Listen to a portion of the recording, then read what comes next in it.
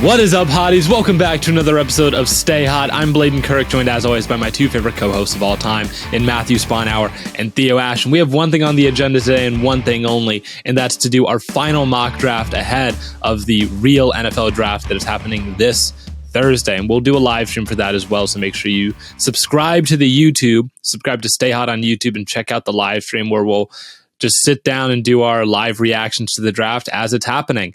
But before we get into that, Matt, Theo, how are you guys doing today? I'm good, but my Instagram ads have been really weird recently, and it's throwing me off, and it's ruined my day. What weird ads are you getting? I'm getting like a mix of things. Like I've gotten a bunch of like alt-right ads like that are trying to get me down this rabbit Twitter hole. Too. The For You page. Yeah. I feel like it's because I watched a video that like had a car crash in it, because Instagram Reels is messed up and it will show you like just people getting into terrible accidents, or at least that's what it did for me.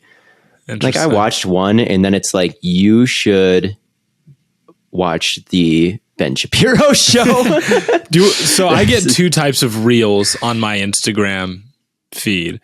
There's either just like guitar playing videos, or I get, and this is my personal favorite, if I can find it, I just sent it to someone.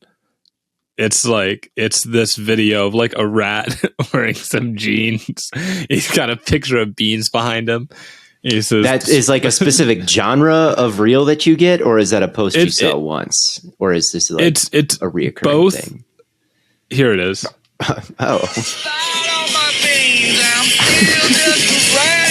This is electric podcasting. Dude, there's just really no crazy, shot you chose to do that. I'm sorry. No, there's no way. You're like, you want to see this meme on my phone during a podcast? That's nuts, man. You're like, hold up. Let me find it. No, the audio evidence was really added a lot. Yeah, so I've been working this whole day to try to get these things out of my Instagram feed and like seeking out the reel that I think is most palatable and just clicking on it and trying to change the culture of my Instagram, because right now it's just all bad. Fair enough. Yeah, I've been muting a lot of people on Twitter. I've been doing the same thing.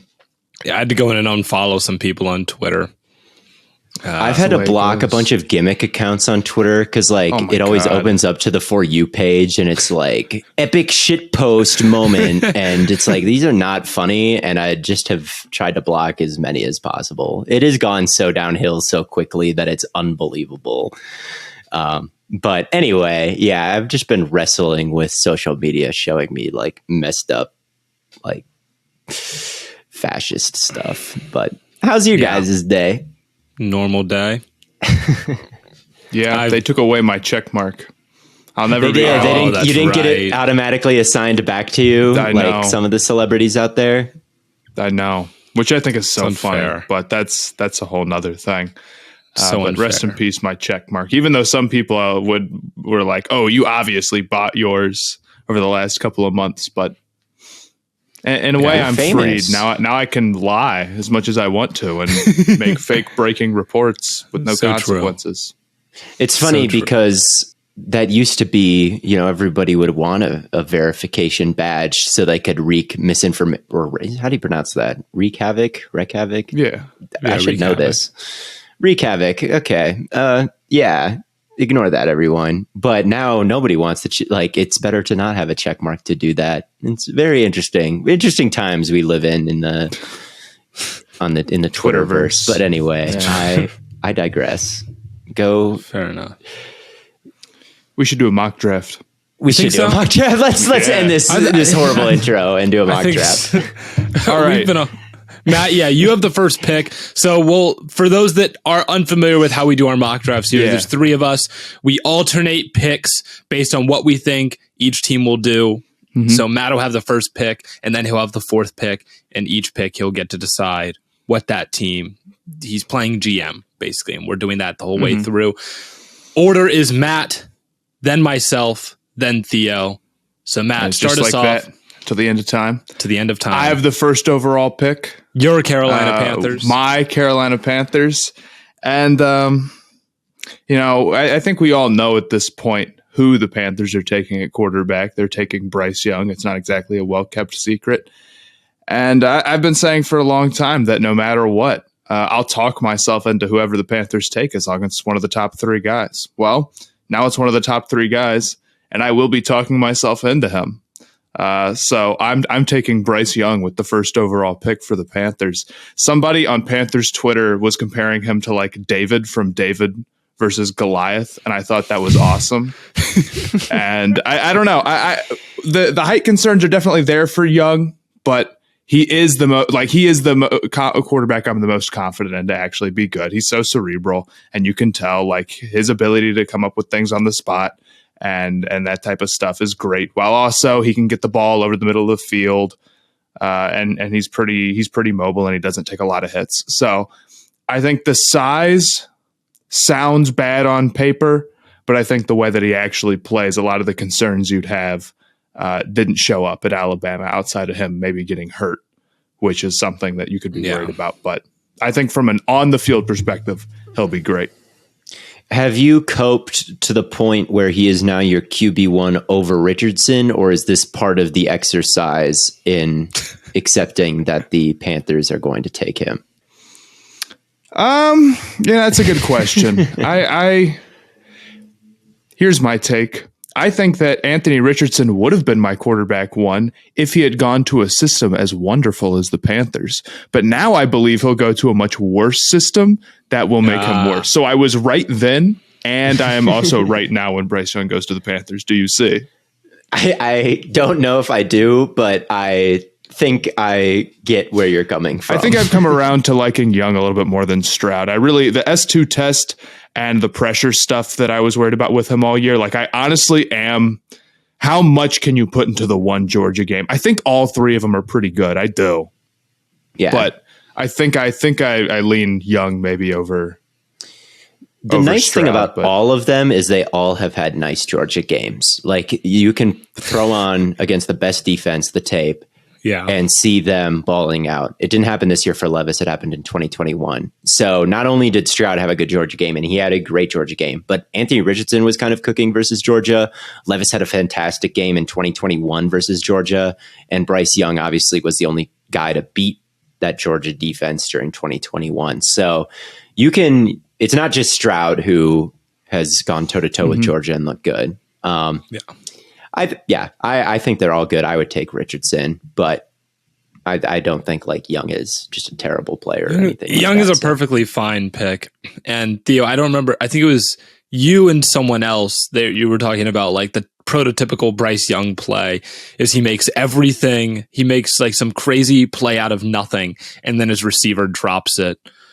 He knows what it's like to be in a bad situation. Like he has experience with bullets flying and wide receivers not bailing him out all the time. And I never thought we'd see that for an Alabama quarterback, but this season that we did, and we haven't seen that for Stroud yet. And it is valid to think Young will be better on a first overall pick, even though they didn't always have the first overall pick, but a top 10 pick type of team. Like he'll be better right away. He's more suited to NFL pressure. But I'm taking Young to roll with my guys. Right. I got it. Now that we know that he is going to be your guy, so might as well accept it. Fair enough. Well, that puts me on the clock with the Houston Texans, and all the rumors are saying that they're going to take, Tyree Wilson and whatever with that. Let's be real here. They need to take a quarterback. This is the discussion that isn't happening enough. And I think just the 3 of us have talked about it in our own group chat. Good Lord, they need to take a quarterback. And I've bounced back and forth on whether or not it would be Stroud or Richardson that I would take. And I think I'm going to lean Richardson here just for the sake of the run game and even if like the receivers aren't super electric and they're not a super high level passing game, they're going to be able to run the rock super well with him and Pierce. I think that would be a really fun offense to watch. So I will take Richardson with the second pick.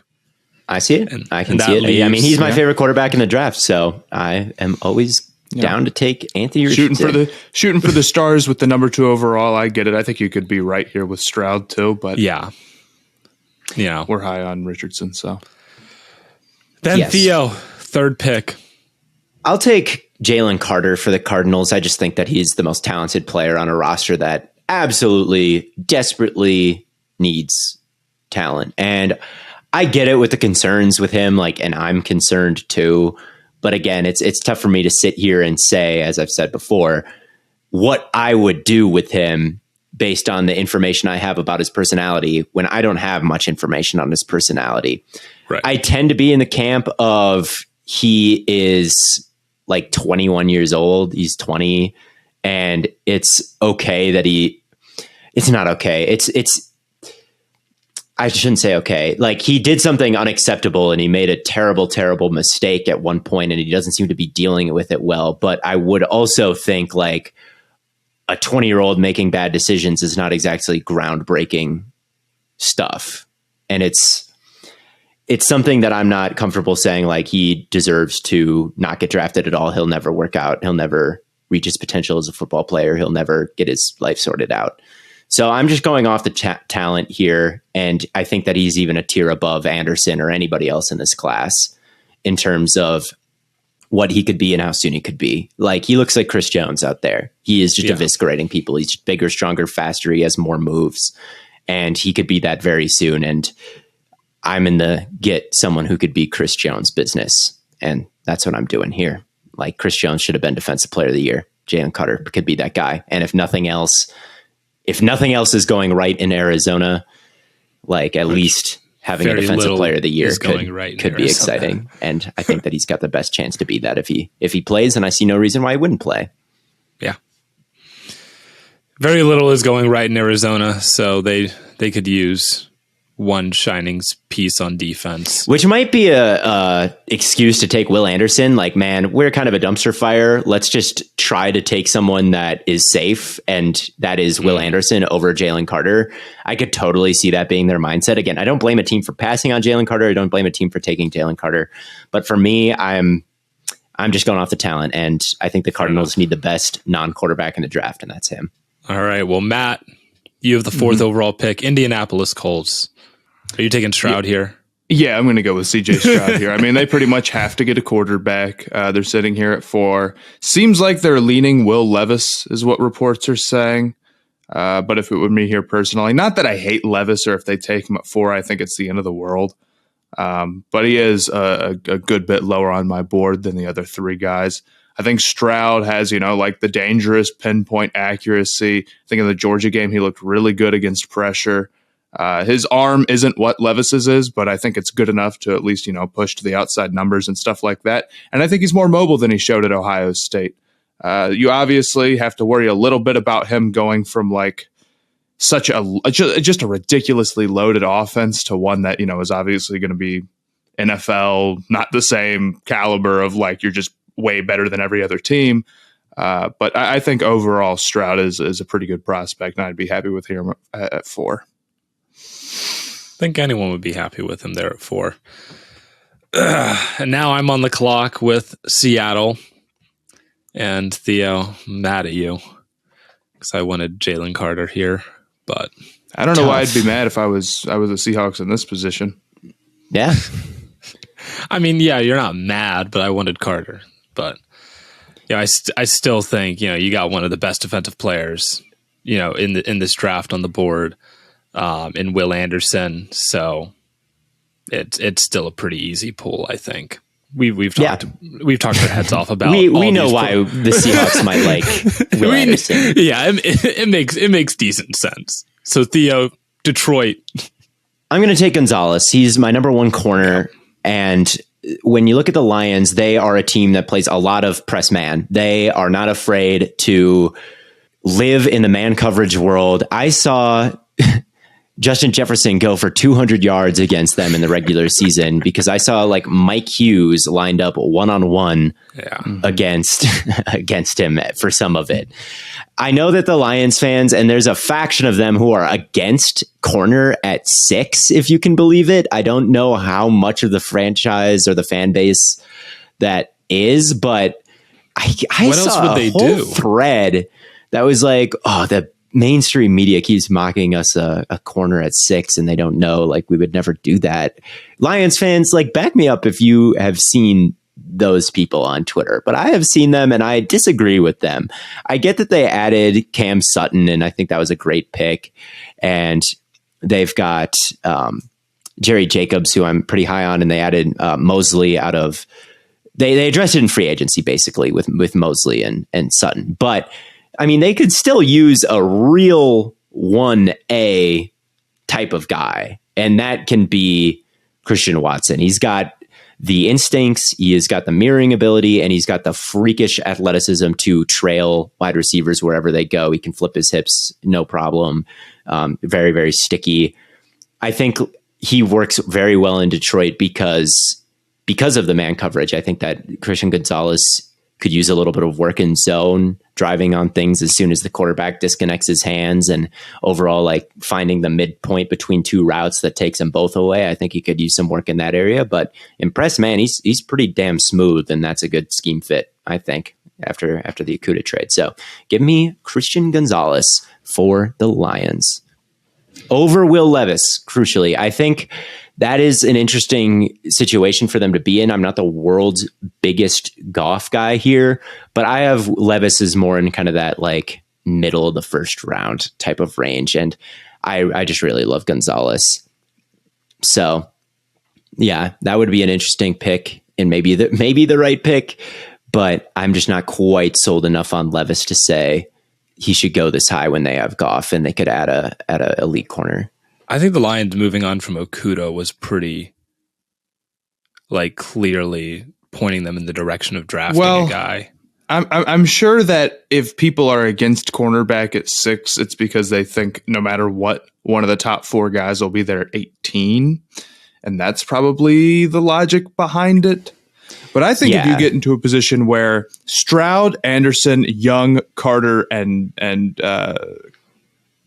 whichever, who did I not just say Richardson? There? If the 3, Richardson, if those guys, the 3 quarterbacks and the 2 big defensive players are off the board, I don't know what else you do there other than like Levis, because it's that or cornerback, right? I mean, I guess you could go with Tyree Wilson, but honestly, I wonder if they'd want to go edge that high again, especially someone who's that big of a project. I think it's a very strong cornerback class. I think it's a good year to go cornerback high. They need it, and Gonzalez has all the tools to be really great. Yeah, it's also I think it's a little bit risky to like bank on, it's a good corner class, so we'll get a guy later. It's like if you know a guy is good, yes. You just I will take any of the 4 is only the mindset you could have if you were like, it just doesn't like work like that in real life. You know, it's easy to say that as a fan when you're like, all these guys seem pretty good, but if you're an actual team, you got to know which one you want. Right. Yeah. And that's true for any process. It's like the Panthers and their quarterback. I'm fine with any of the top 3 guys, but they better know which one they want. They can't be like, any of them are fine. No. Yeah. But or people say this about the Texans moving down. It's like, well, they can move down to 4 and still get a quarterback. They don't need to pick at 2 if someone wants to give them something. It's like, why would you be happy just taking the leftover guy? Why wouldn't you just take the guy that you want, you know? So, yeah, and I don't think most Lions fans feel that way. I just was really surprised one time to see like a thread of a decent amount of them being like, the mainstream media is so dumb for having a corner at 6. But that's just how mock drafts go. There's always people angry. So I didn't want to make it about that. I'm taking Gonzalez. I love Gonzalez. Yeah, Gonzalez is great. Matt, you have the 7th pick with the Raiders. The Raiders. I'm going to go cornerback here too. I think you can make an argument for them going Levis, but I don't think that you're going into year 2 as a coach being like, let me draft this 24-year-old quarterback to be my backup after I just spent big money on a quarterback in free agency. Like, dude, you don't know how much longer you've got. And they desperately need more corner help. So I'm going Witherspoon here. Okay.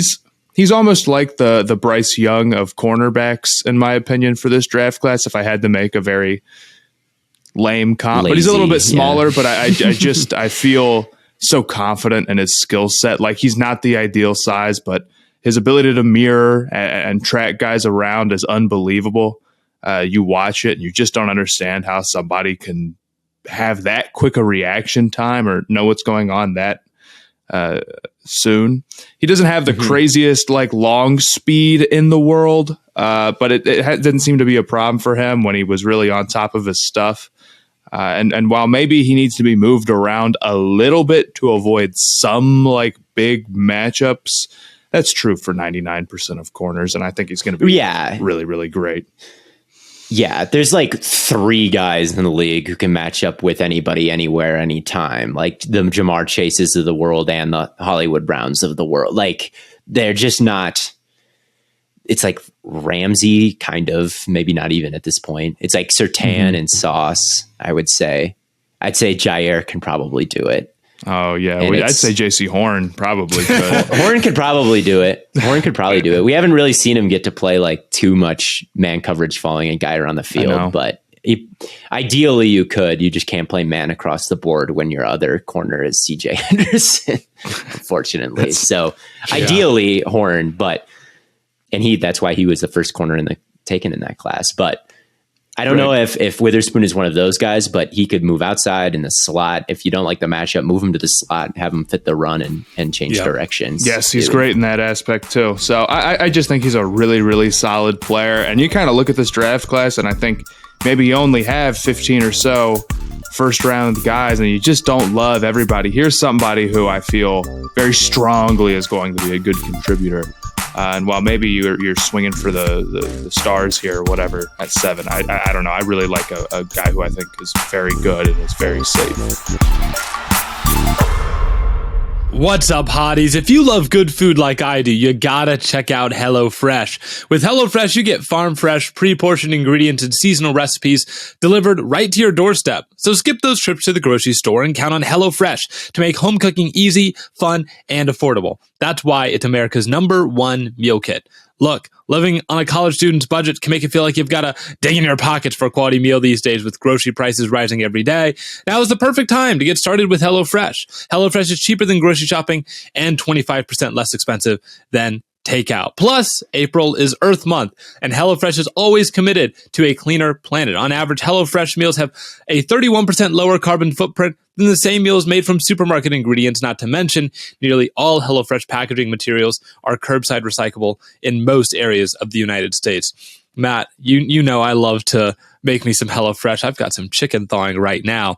I need your opinion. What should I make tonight? Well, I would make whatever the HelloFresh instruction manual tells you to make, because I'm sure there's no way to have anything more delicious than that. Exactly. That's a perfect answer, Matt. You're right.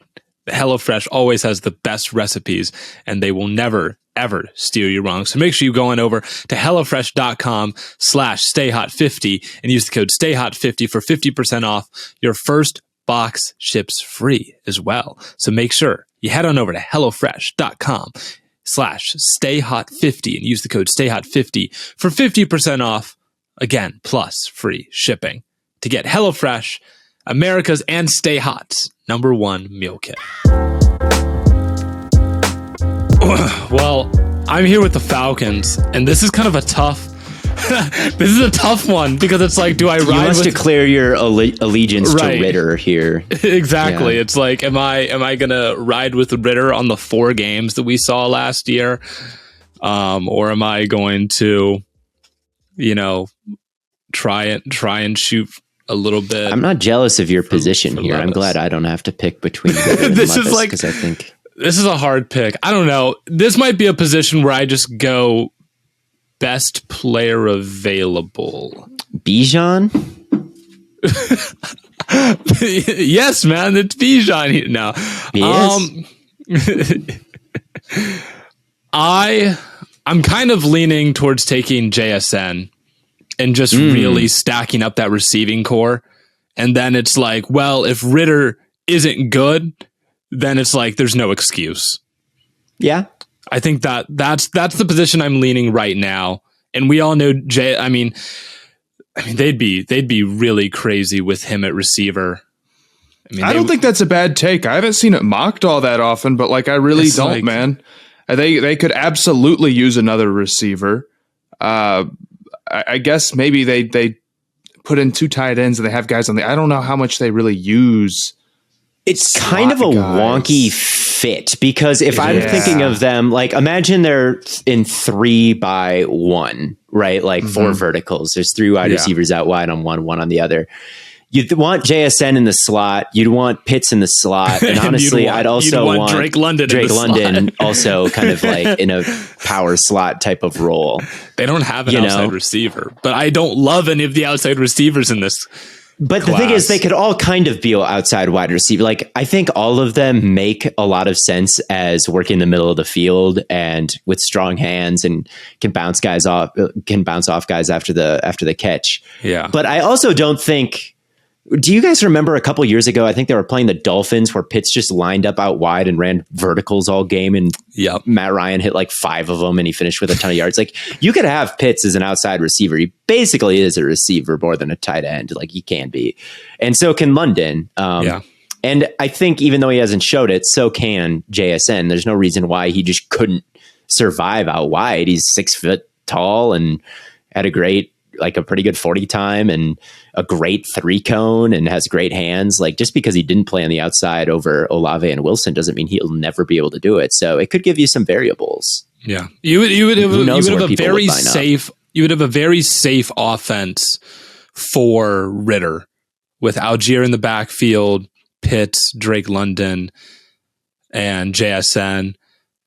It's very wonky for them because you would argue that maybe they do need a quarterback and maybe they should just take Levis here, but I don't know, man.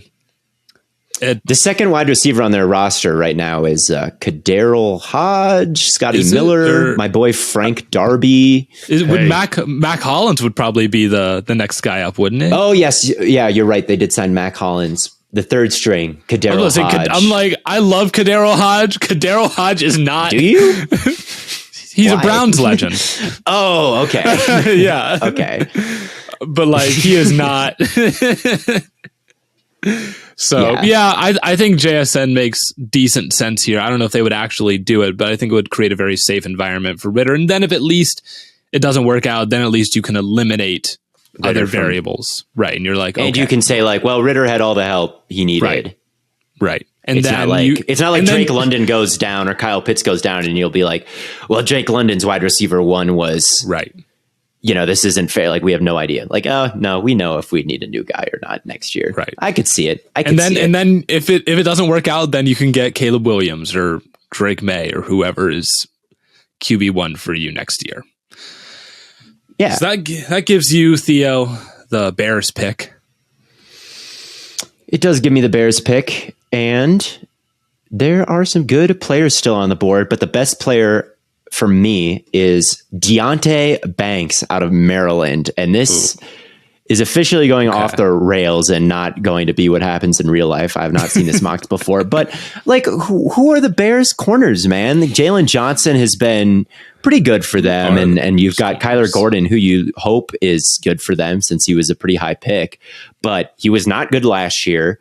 And then the 3rd corner spot is Kindle Vildor. Like, it's still an area of absolute need to look at that cornerback room and say, we're very happy with this group of guys. And we don't need a 6 foot tall athletic freak who can play some stifling press coverage at the line of scrimmage and has some very, I think there were some very good moments in zone for him. They weren't always very good. And it may not be a total scheme fit here since Eberflus is someone who plays like a very safe brand of coverage that does kind of put a roof on everything. So, scheme fit wise, maybe they would need Tyree Wilson. It's tough because I have a bit of a higher grade on Banks. I would go Tyree Wilson here. They were they were like the worst run defense in the league last year.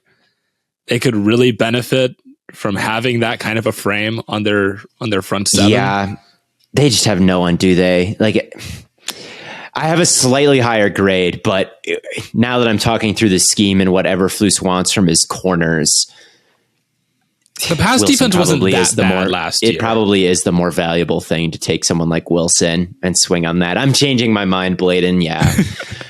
Yeah. Right. Okay. I'm glad I didn't click draft in the mock draft simulator yet, because Bears fans can delete their angry reply. You were preemptively going to be right, and I was going to be wrong. That maybe Wilson should be the pick here.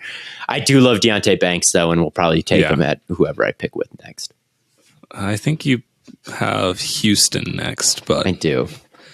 Matt, before that, you have the Eagles at 10.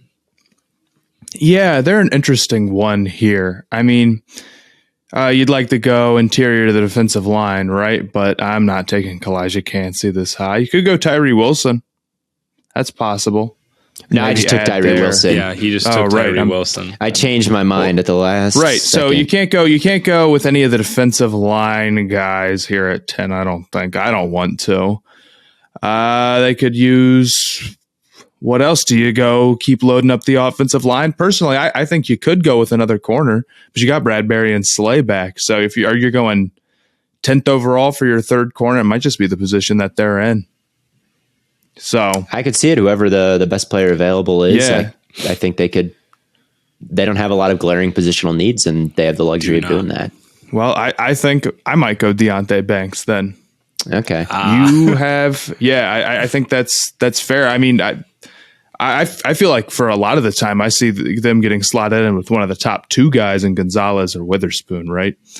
Or if not, like maybe Carter falls or one of those three defensive line guys. So I think you're getting kind of like pretty down to it here in this scenario if you're looking at it from an Eagles at 10 perspective now.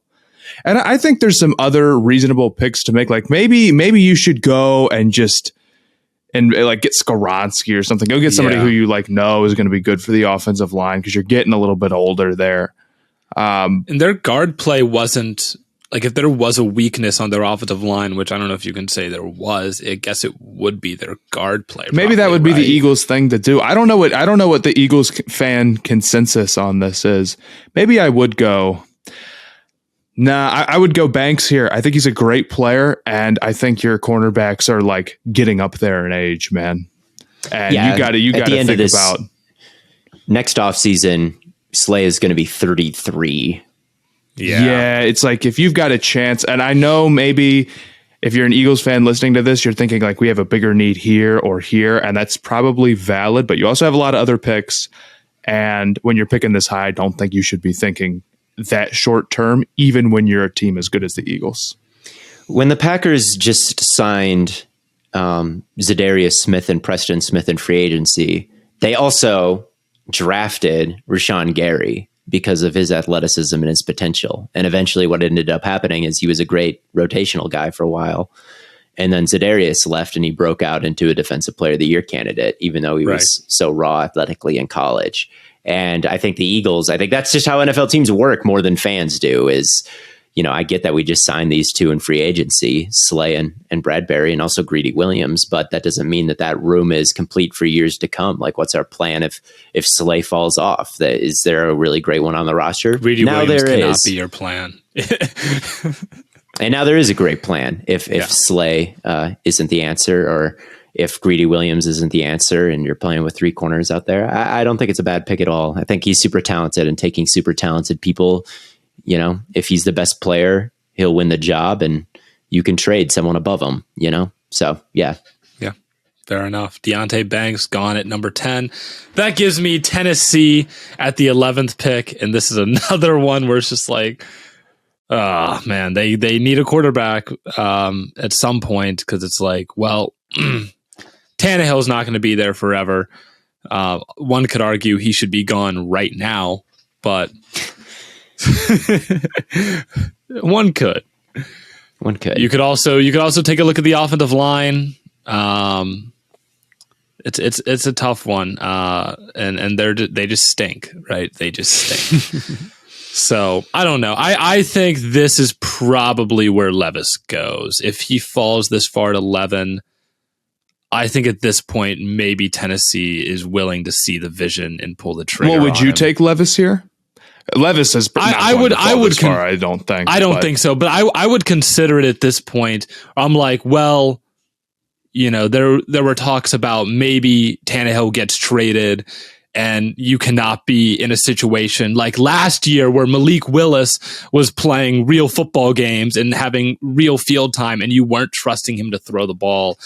I at least want to be in a position where, like, if we're moving on from Tannehill, if that's the plan, inevitably, I want to have a guy that I can trust to throw the football.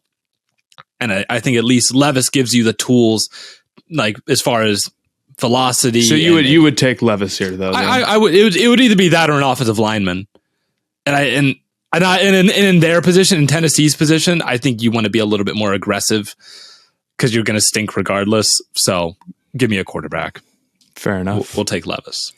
Levis is, I was watching Garvin Dexter, and that got me to watching his game against Tennessee and Kentucky and Kentucky's offensive line. And it is just really bad. Levis fit right in with the Titans. He'll fit right in with the Titans. Yeah. Levis really is someone who, and I also watched his Ole Miss game, and he was really ripping things over the middle of the field with a lot of confidence and anticipation. He's someone where I do see the vision with him. I do see, especially if you have a good scheme where he can get his eyes right, he can operate in structure. He's really not afraid to stand in there and take a hit at all. In fact, he's a little bit too willing to stand in there and take a hit sometimes, I think. But he is someone who, under the pressure of NFL defenses, will give you a shot to do something incredible because of his arm strength. And he's just used to it. He's used to living in a pretty chaotic world without a lot of help. So yeah, I think like he could, I don't think a year on the Titans is going to like ruin him. I think that he'll just be like, this is just how playing quarterback is. And then as time goes on, we've seen a lot of guys get better and better, especially this year. We saw a lot of guys get better and better who may not have been super highly regarded pre-draft or anything like that. And it works. So I think that Titans fans would be really mad at this pick, but I would be willing to like hear Tennessee out if they did something like this. I mean, I've considered that they should even potentially trade up to get a guy. Yeah. Right. Yeah. Like doing a lot of talk of that. Stroud or Richardson. But Theo, you have the 12th pick. Deonte Banks is gone. So who are you taking for the Houston Texans? Yeah, it's all ruined. So the Texans could use a little bit of everything. They just added Anthony Richardson in this mock. So that is something I have to keep in mind when I am picking for them. They will have a quarterback that is probably different than who they will actually select. But if I'm them, I'm not super happy with the Jerry Hughes, Jonathan Grenard, Chase Winovich model for the edge defenders. I don't think there's much juice there at all after Ogbonni Okoronkwo left to join Cleveland. So I would take Nolan Smith. I think that he's got a bunch of juice off the edge, a bunch of bend. And I think that D'Amico Ryans has always perfectly maximize the roles of the players that he has. Like Hufanga, it was perfect. Like he's someone that you want attacking and blitzing because his timing, like jumping the snap, and he's so active. Like that was perfect. You've got a talent like Fred Warner. Let's execute to the highest of our like we've got a guy who can do something special. Let's let him do something special. There's so many defensive coaches who do not have someone special, but just, they plug him in like he's any other piece. With Ryans, it's let's line him up in the A gap and let him cover CeeDee Lamb up the seam. So when you give him a guy like Nolan Smith, I'm confident that he would be in just the right spot, and he needs to be in just the right spot. Like let him get a 2-point stance. Let him, like if I had Nolan Smith, I would be calling a lot of blitzes. Like I'd be bringing everybody up to the line, where, you don't know who's coming and who's dropping, and maybe he's the free runner, and there is no one who's a better free runner than him because no quarterbacks can juke him out because he is so good in the open space and he covers that ground so quickly. And he's got the athleticism to drop back into coverage, and he is someone you'd be very comfortable with dropping back into coverage, I think, for an edge rusher. So I would want to give him to a defensive mind like D'Amico Ryans and let him utilize Smith and Smith's pretty special skill set in a unique way. And he's my edge 3. And I think they need an edge, and it's not a very good draft class. And I don't think that a guy as light as Nolan Smith should go this high. But in this class, there's not a ton of other options. So that's what I'm doing. Fair enough.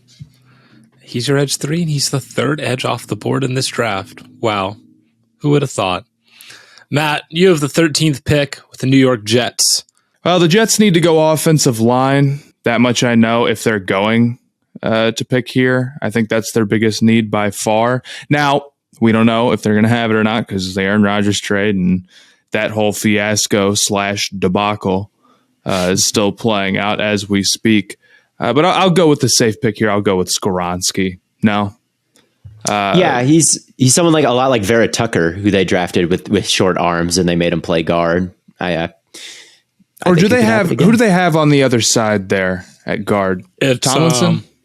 Yeah, that is exactly who they've got. Yeah, they probably. I wonder if maybe you feel like you got to go tackle then. Yeah, I think so they've got Becton, and then they've got Max Mitchell, who it was like a 5th round pick who played all right, that he tore his ACL, and then they've got Dwayne Brown, who's like 40 years old. I could definitely see them just taking whoever you think the best tackle on the board is. Yeah, okay, I'll go Paris Johnson Jr. here then instead. I don't love this tackle class at 13, and I think Skoronski's the guy where you're like, this is he'll be good probably out of the gate. But if you feel like you have a little bit of time to get through some growing pains with Paris Johnson, which maybe you don't if you're trading for 40-year-old Aaron Rodgers, so this is kind of a tough one to call until you actually sit down and then see whether or not they make that move. But Johnson does move really well. He's a good enough athlete for it, that's for sure. Someone as fluid as him, if you feel like you can coach him up a little bit and just get him a little bit more experienced in pass protection, he's only a 1-year starter out at tackle for Ohio State. So if you can get through some reps with him and you feel confident in yourself as a coaching staff, you probably can turn him into a pretty strong tackle. There's just only so many guys that are his size that can move like he can, that can really stick with any type of edge rusher, and he's got those traits. Yeah. So then I've got my Packers are up, and I'm going to take. I have the Patriots first. Oh, right. I'm skipping you. I'm sorry. Yeah, because you hate me, Theo, and you're an awful person. I just think the Patriots are so mid that I don't care. They are pretty mid. Mac Jones and I don't know. Well, Mac Jones could be on the Mac Jones could get traded too. That's you're right. This is Hendon Hooker time. It's Jake Haener time, man. No. Honestly, I cannot believe that they took Cole Strange last year. That pick still blows my mind. So this might be where I take Skoronski and just say, get this weirdo out of the left guard spot. Whoa, Strange didn't play that bad. No, you're right. It's it's either that or I'm also leaning him. I'm leaning Skoronski. I'm leaning Michael Mayer, and I'm leaning corner. But my issue with leaning corner is that I know Bill Belichick just randomly makes good corners, and like I have a funny feeling Jalen Mills is going to be like one of the best corners in the NFL next year or something. Well, what would you do if you were the Patriots? I'd either take probably Skoronski or Michael Mayer, and that's where like my toss up is at.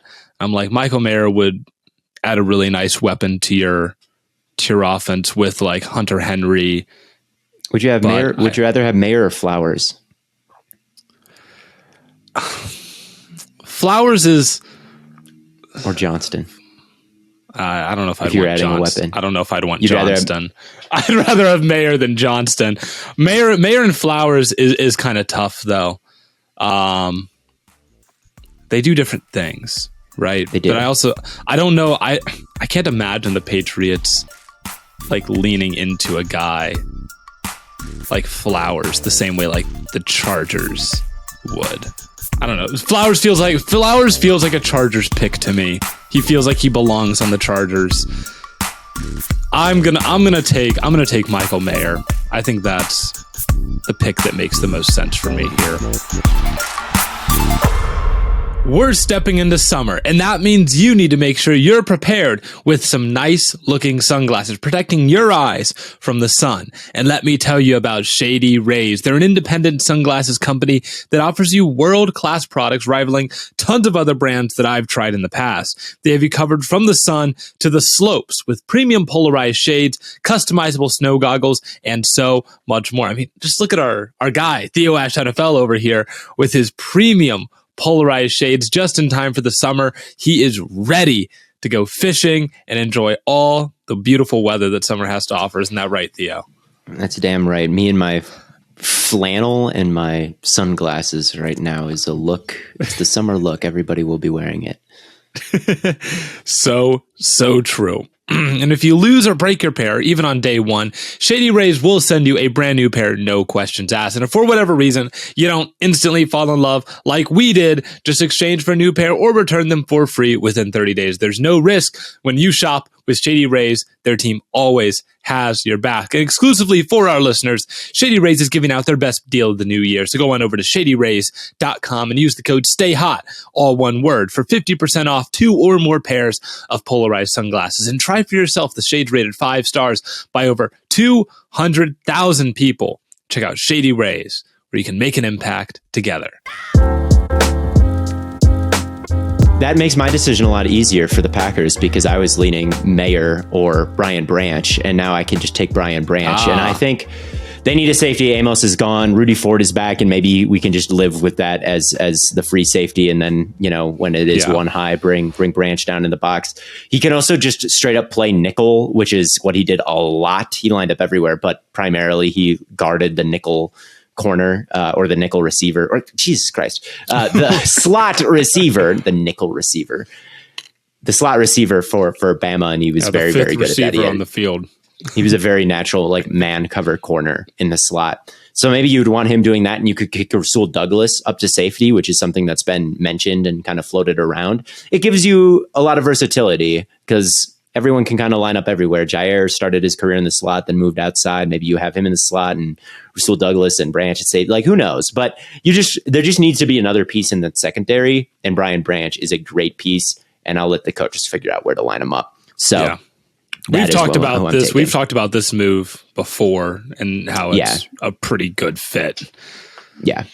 Matt, so Washington, pick number 16. Here I'm going Skoronski.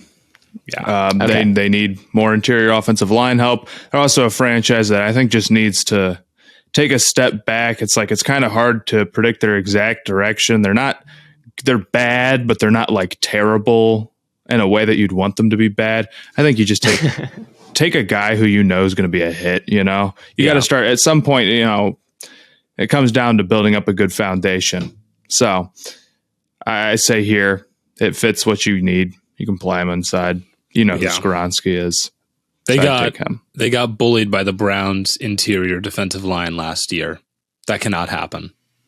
Yeah, It was bad. it was not really good. Bad. So that gives me what? Pittsburgh? They are taking... Who is the worst player? they're taking... Who's the... We're taking Ben Sims, tight end out of Baylor. No. The Packers had a top 30 visit with Ben Sims, but... Did they? They did. Interesting. The Steelers are a fascinating team. They deserve to be terrible forever. Jesus, man! I'm leading with one of my top 10 players here. I'm sorry. They're a fascinating team, man. No, I'm just gonna the fascinating. I'm kidding, Blaine. You can take your time. We're in no rush. I just think it's. I'm just gonna taking a tackle because their offensive line isn't very. With some of these teams, you have a hard time. Some of it's like real quick. But you're thinking about it every time, man. It's always coming down to the last two contenders. Yeah, I'm like, it's either honestly, it's either a tackle or it's a corner. And you know what? I'll give them my guy. This is where Joey Porter goes. This is where Joey Porter goes. It's awfully kind of and you. And then it is awfully kind of me. The AFC North loves to pick players that I like, and Joey Porter's a great press man corner. He can jam guys at the line of scrimmage and make your life a living hell. And if the quarterback wants to go to his guy on the right side, and Joey Porter's got him in a scrum, he's looking away from that. He's looking away from that throw. Also, the Steelers are the Vin Diesel of the NFL, where they're like, it's family. Them having like a tough press corner makes sense. That seems about right, you know? Yeah, and a son of a Steelers legend, you know, I really think it means something to them. I think it's why they have two Watt brothers and why they have two Hayward brothers. And I almost forgot that they lost a corner this offseason. Yeah, in Kansas. So yeah, it makes a lot of sense. For the Lions here, I'm going to take Zay Flowers. He is my second wide receiver on the board. That's where I'm settled. You've got Jameson Williams suspended for 6 games, and let's be real, you need another wide receiver to contend in those areas. You got Jared Goff and Amon-Ra St. Brown, and it gets a little bit rough after that in terms of weapons, like tight end too. It's really not a great group, and I think it's going to be a really competitive division, and they have all the expectations in the world to go win right now for the first time in a long time. Like, let's add a second weapon. Even when Jameson Williams comes back, like, you still need 3 wide receivers. And I think Zay and Amon-Ra and Williams creates a pretty ferocious group. So I know that it's not a very common mock, but it's something I've liked the idea of for a long time now. And now that Williams is suspended, I like it even more. So give me Zay Flowers. Even though you feel that he's destined to be a Charger. He belongs. Honestly, the Chargers should trade up if they're worried that someone else is going to take him, because they desperately need that to go their way. Yeah. But Matt, you're on the clock with the Tampa Bay Buccaneers. Yeah. Tampa Bay is another team that's incredibly gross to try to pick for. It's knowing they're at quarterback. I don't know what specifically their needs are. I don't love Kincaid. They kind of got a little bit everything all over the board, and they're picking at a gross position. I don't know if you guys have any strong feelings about this pick. Just glancing at it, I don't have any convictions. I don't have too many convictions either. I might go with some sort of lineman, Torrance. Their left guard last year, number 67, one of the worst football players I have ever seen. One of the worst seasons this football player I've ever seen from a football player. And yeah, so I would be fine taking a guard. I'm trying to think. Did they replace him with anybody this year? Let me check real quick.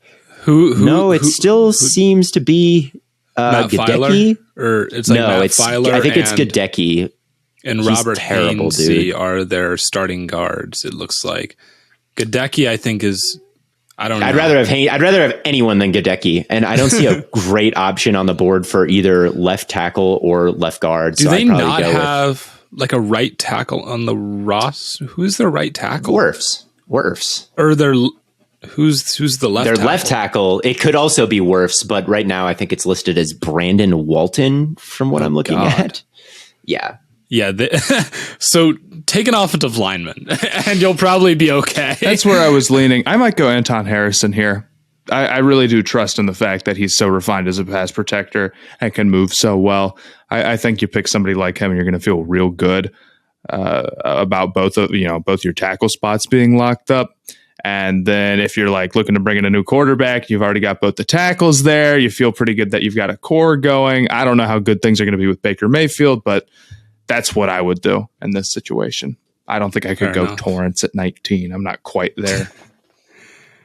Theo, could you go Torrance at 19? Would that make you? Oh yeah, I could definitely go Torrance at 19. But I could also go Anton Harrison. I could go Torrance pretty high though. All right, that gives me what? Seattle.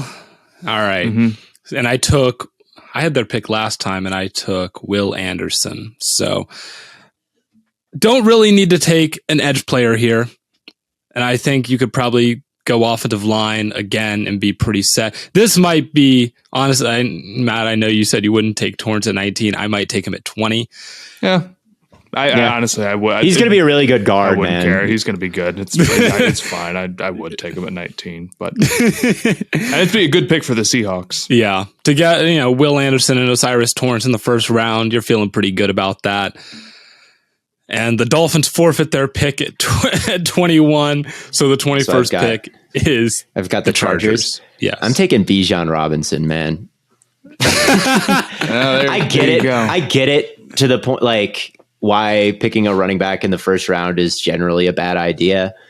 But I also think that when you're looking at the board now, there's no one else that I'm really confident in. And I'd rather have a running back that I know is going to be a hit draft pick than a corner that I think could very easily fail, or a wide receiver who I think could very easily fail. And I do think that running game and having a workhorse or a bell cow matters more now if boxes are going to be lighter, someone who can punish that, especially when you've got Herbert at quarterback, and someone who can prevent what happened to you in the playoffs, and that is that you couldn't run out the clock on the ground because Austin Ekeler is your running back and you can't give him 20 carries a game, and he might want to trade anyway. So at that case, I think that it would be a pretty big position of need. And I think at this point on the board, the goodness of Bijan Robinson outweighs the badness of the running back positional value. And if Breece Hall went here, would anyone care? If Kenneth Walker went here, would anyone care considering the rookie years they just had? I think Bijan Robinson can win rookie of the year easily, and no one is getting fired if you take a rookie of the year. Like, everyone's looking back at that and saying it's a pretty successful pick. And I think Bijan in this offense would put up huge numbers, and I would live to make another draft because I could point to this and say, like, look at me, I got a good running back, and he had 15,000 yards or 1,500 yards. So yeah, I'm doing it. I think that it's at this point, there's no one on the board that moves me more. And I think that's when it's okay to take a running back. Fair enough. Well, this is where I'm gonna get a little bit creative here with the Ravens. Their roster is a little more depleted than I originally, like, it's not. Yeah, the corner room isn't great. That's they could what use I'm saying. A front seven player. They could add something basically everywhere. Now, they did bring in Odell, which, like, okay. So the receiving room could be pretty good with that. Andrews, Bateman, if he's healthy, and then we're assuming Lamar is gonna be back. Corner would be what I would like to do, but I just took Porter for the Steelers. Yeah.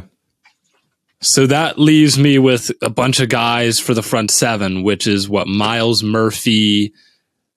Who's the other guy? Lucas Brian Van Ness, Will McDonald, Van Ness. You know what I might do, and this would be what might you do? A weird pick. I might take Cansey here, and just interesting. Why? Pass rushing. Yeah. I'm just gonna go all in on. Yeah, it's just obviously he's a good pass rusher. I'm just taking him for the thing that he's good at. I'm just like I think they have like decent play at the linebacker position recently since they've added Roquan, and I'm like, you know what, we're just gonna get after the quarterback with Cansey. I could see they just lost Campbell to the Falcons. Yeah, but Camp. I mean, they're not the same. Like, Campbell's huge. No, they're not the same. But he was an interior, like, penetrator. So that would at least help fill a void of position. But you're not going to find a Calais Campbell, at least not in this draft. So probably not. No. Yeah, he's very different, but yeah, I think Cansey can at least add another elite, or add some elite pass rushing to your defensive line. So that's where I'm feeling, and that's, I think, what I'm going to take. Fair enough. So that gives Theo, the Minnesota Vikings. Shouldn't have Matt picked for the I think Ravens? I should have had the Ravens pick. So we'll give you the Vikings, Matt. Oh, okay. That's perfectly fine. That's on me. You should have called me out on that, Matt. No, you're all good. I didn't really want to pick for them, so I just didn't. The Vikings are an easier team to pick for anyway. Oh, yeah. Oh, they need a receiver. I know who I like here. I think Jordan Addison is probably a hair underrated right now.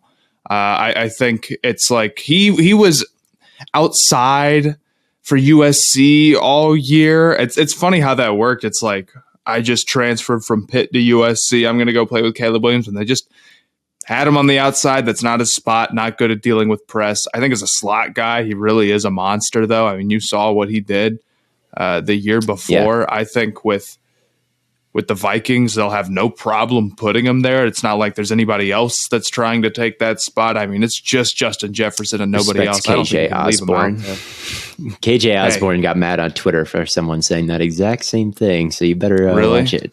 Yeah, I did. Okay. Well, I just want to get KJ Osborne if he listens to this podcast. I'm sorry. There we go. He can kick to the outside. There you go. Yeah, they also have Jalen Naylor, who is a stay hot interview. Oh, that's true. Okay, so they're stacked at receiver now that I think about it.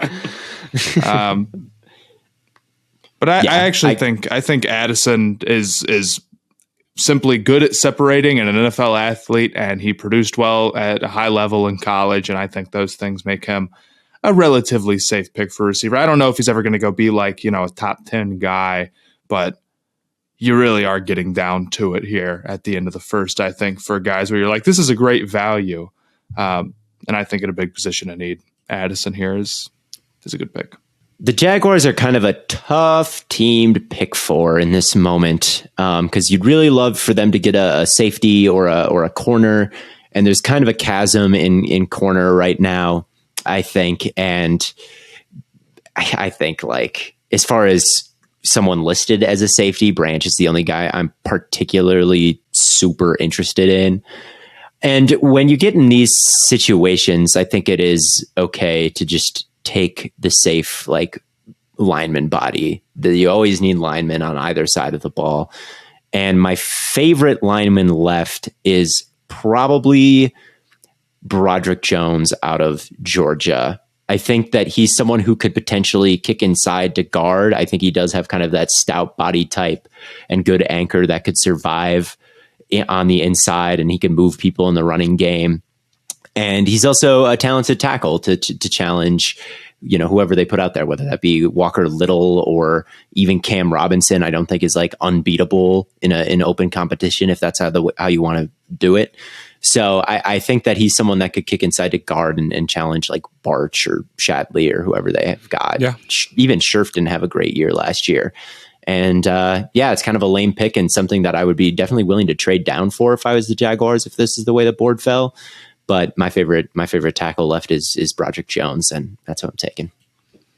I thought about doing the same thing for Tampa Bay, being like, well, he could kick inside, and if you had a guy, you could get him going around the edge or whatever, kind of like pull him or whatnot. I like it. I think he'd be good at guard. Nice. Well, Matt, I'm actually going to let you have your real pick this time with the Giants. Yeah, you're right back at it. Oh, good Lord. Here's the thing, man. Receiver's a big need. I don't like Quentin Johnston. I really don't like Quentin Johnston. Yeah. You could go interior to the offensive line, but who's left other than, I guess, Darnell Wright you could go here and maybe try to kick him inside. Dwan Jones can't play inside at all, so he's unpickable. There's Avila and John Michael Schmitz, but I don't know if they're quite first rounders to me. There's also Kincaid to be a weapon, but they just traded for Waller. They just traded for Darren Waller. Otherwise, Kincaid would be. What did they give up for Waller? Like a third round pick. Okay. He's making a bunch of money. I just don't think they're going to spend that first round pick on a guy they can't get on the field at all, unless they wanted to run a bunch of two tight end stuff. But I don't know how much they did that actually. So I could see this being a weird corner spot, whether that be DJ Turner, is that his last name, from Michigan? I just watched him. He was the guy that ran like Yeah, DJ Turner. Really fast. He's super athletic. I kind of thought he got beat a lot, but he's super athletic. And then there's Keely Ringo, who is low on the PFF simulator. Do you maybe just go BPA? I'm thinking maybe Myles Murphy. I could see it. This is a tough one. I would love to know what Giants fans would do in this situation. So I'm sorry if I'm not knowing ball at the moment, but I'm going to go with Myles Murphy. He's a project, but Leonard Williams probably isn't going to be on the team for that much longer, and they kind of are similar roles. Like, he could be the next Leonard Williams. I'm surprised he's still there, to be honest. Yeah, I think that's a good spot for him. The top 10 hype that was happening early in the draft cycle was insane to me with Murphy. But you're on the clock with the Cowboys, Blaiden. All right, Dallas. Let's see what do the Cowboys need? They're a super interesting team. they're really one of the more fascinating teams in the NFL right now. This might be a tight end pick here. I could see Kincaid might be. Yeah, because it would either be that or Darnell Washington. Yeah, and might be a little high for Washington. But you would have really great run blocking. You would. But no, I think this might be the spot to take Kincaid. At the very least, the Cowboys just don't have as many weapons as I think they're kind of built to be. They did get Brandon Cooks this offseason, which was really nice because we were talking like, if CeeDee Lamb goes down, how much do you trust Gallup to just be the guy out there? And I think you could really add one more big piece, and I think Dalton Kincaid could be that for you. And maybe you don't take him as high as you would as like a Michael Mayer in the top 15, but here at the back end of the first round. In the top 15, especially Green Bay at 15, it would not surprise me. You think they would? I would not surprise me if they took Dalton Kincaid. It also wouldn't surprise me at all if the Dallas Cowboys selected Michael Mayer. I wouldn't surprise me if he fell way farther than this because of the mid-athlete allegations, and they took him there or traded up for him, which obviously is not possible in this match. If it worked out that way and they got Mayer here, they'd have to feel pretty good about that. Yeah. So I think that tight end is a good pick for them. I don't know if it'll be Kincaid, but I do think it'll be a tight end, and I think that tight end will be Mayer, but that's not possible here. But yeah, it's not possible here. So that gives you the Buffalo Bills. The Bills. Yeah. So with the Bills, I think that Johnston in the first round, I don't know if I would take Johnston in the first round also, but I would love another threat outside of Diggs. I would also love a tackle that could replace Spencer Brown on the right side. He had a really underwhelming year for me. And that guy would be DeJuan Jones over Darnell Wright. That is a pretty scalding hot take, I think, is DeJuan Jones over Wright. DeJuan Jones did not help himself at all in this pre-draft process, pulling himself out of the Senior Bowl, declining to do a bunch of the tests at the combine, and then refusing to get weighed or do any of the drills at Ohio State. I know that NFL teams are looking at that like he has a weight problem that he's not going to be able to control in the NFL. Like, that's bluntly what they're worried about, because he is super big. He is super heavy. And if you got any heavier, it could be like you're out of shape. You can't play football anymore. You're just not moving around well enough. But the player I saw at Ohio State could move around well enough, man. Like, he was more locked down than even Paris Johnson Jr. was last year. And he started as a 3-star football recruit and a guy who is playing basketball at a high level. And there's just not a lineman who can play basketball at a high level, right? Like, I really do think that if he went from a 3-star to the best starting lineman on Ohio State, I think that tells me that he is coachable. I think that tells me that he can get better. I think that it tells me that he can improve.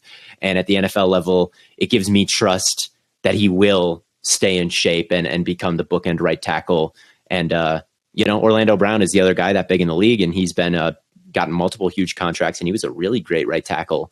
So I would take DeJuan Jones over Wright. I'm a little bit worried about Wright in that Tennessee offense, like I am with everybody in that Tennessee offense, protecting very shallow dropbacks. He didn't have to hold the ball, was out pretty fast. He has some issues, I think, run blocking and giving up his chest versus pass rushers. I think DeJuan Jones is just more clean. Darnell Wright is more athletic, but DeJuan Jones, I just thought he had better tape, and I'm a little bit and I feel better about the translation in terms of like the offenses and what they were asked to do. So yeah, I'm going to take DeJuan Jones. Totally fair there. But Darnell Wright could go right after this. Yeah. Yeah.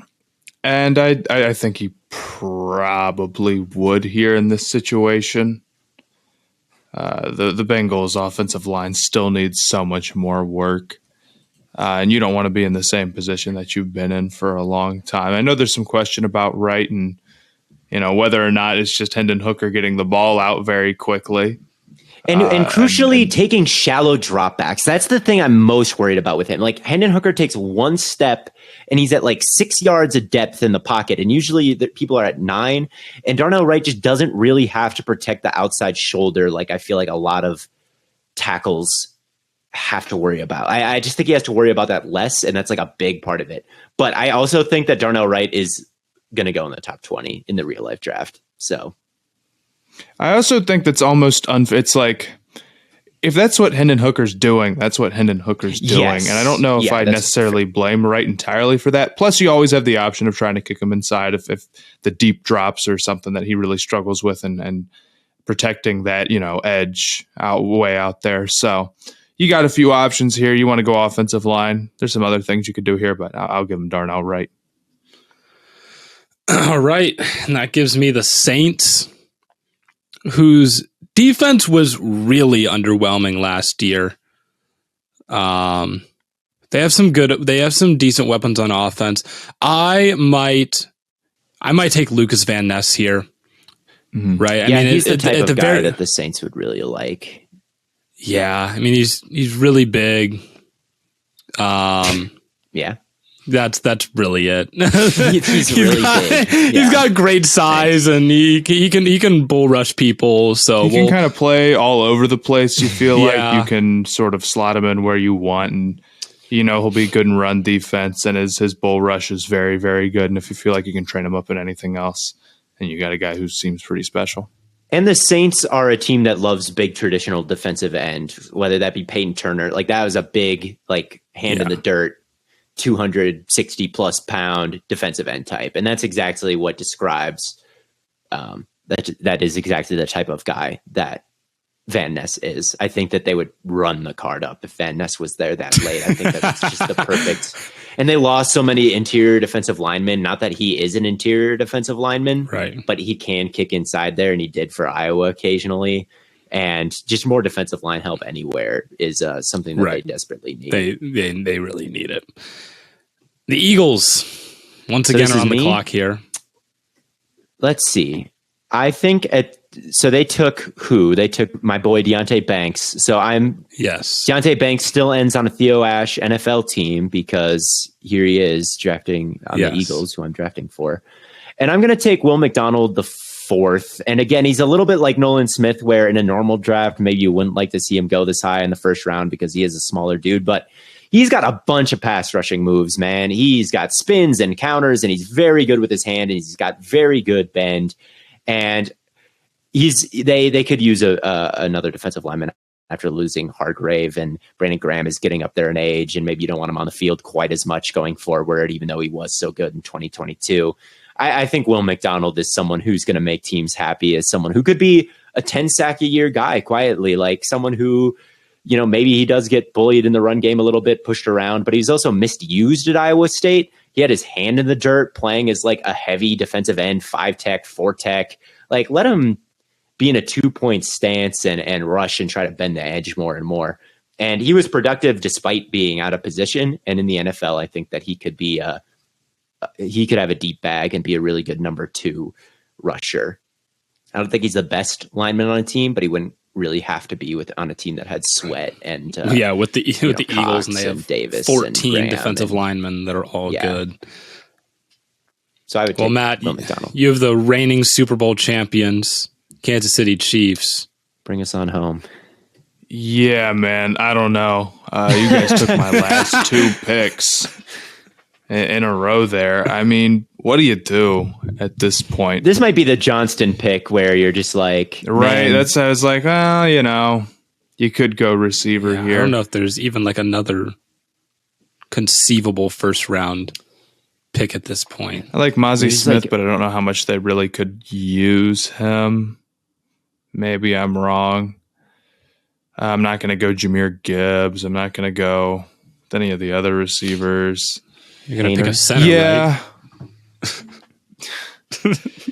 Yeah, I'll go Quentin Johnston. I mean, you got to figure they probably feel like they could transform him a little bit, and he's got all these physical tools, and you want to get these like super deep downfield threat type guys. That's what they've always built their passing game on, and maybe it's a little bit of a luxury pick, like maybe there's some other needs you could say are bigger, but here if you got a guy with Johnston's traits this late, you got to feel pretty good about that. So yeah, you'd be sick if you were an AFC West guy and they got rid of Tyreek Hill and then got Johnston, and then with that situation with Reed and Mahomes, the likelihood he hits is higher than maybe some other teams. And if you get a bunch of first round picks for Hill, win the Super Bowl, and then you get Quentin Johnston, who's one of the only true X's outside guys that you feel good about in this draft.